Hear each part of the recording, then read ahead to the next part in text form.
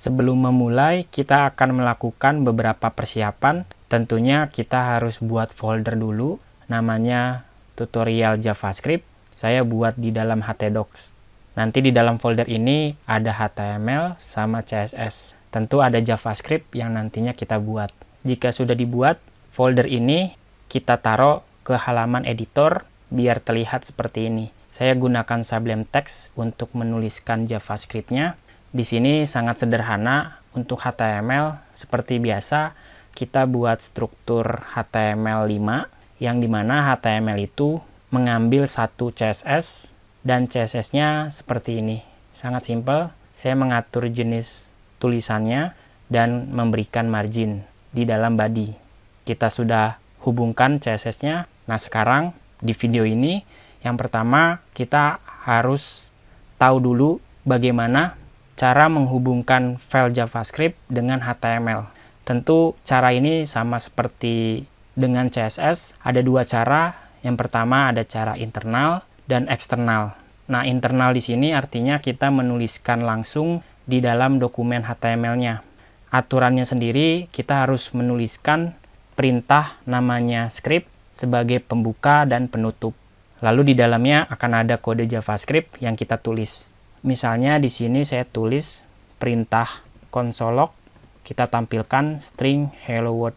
Kalau sudah seperti ini, teman-teman klik kanan, open in browser.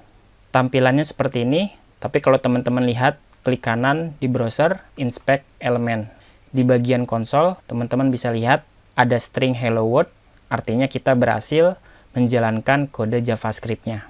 Jadi sama seperti kita menuliskan CSS. Kalau kita menuliskan CSS dengan teknik internal, perlu menuliskan elemen style. Nah, di sini kita tulis perintah CSS-nya. Sedangkan untuk JavaScript, kita gunakan text script, dan biasanya bagian script ini kita tulis sebelum penutup tag body. Salah satu alasannya kenapa?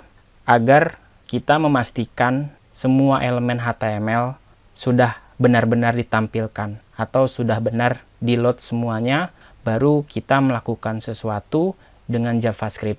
Lalu untuk alternatif yang kedua, kita bisa menuliskan eksternal yang sudah kita pelajari di dalam CSS. Kalau CSS kita hubungkan dengan tag link yang dimana kita pisahkan antara dokumen CSS dengan dokumen HTML.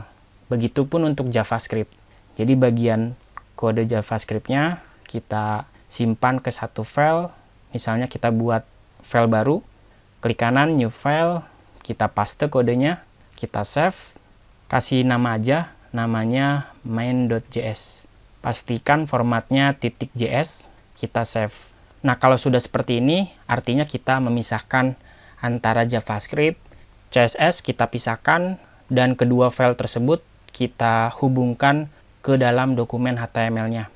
Kalau CSS pakai tag link, kalau JavaScript pakai tag script, tapi berikan atribut yang namanya src. Nah, bagian atribut ini adalah lokasi JavaScript-nya berada.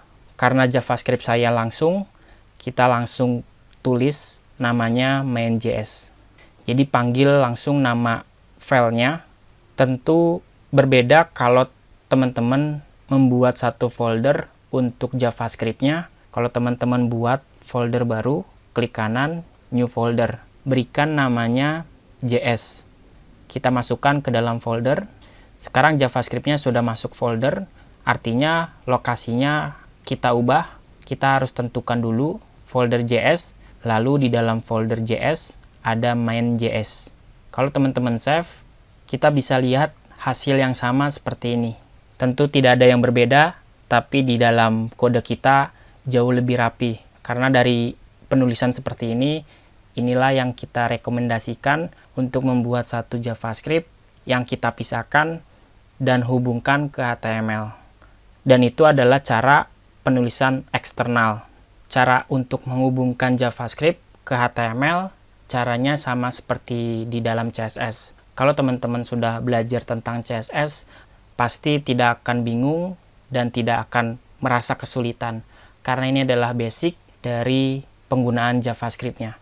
Nanti di bagian berikutnya, kita akan mencoba beberapa sintak dari JavaScript-nya.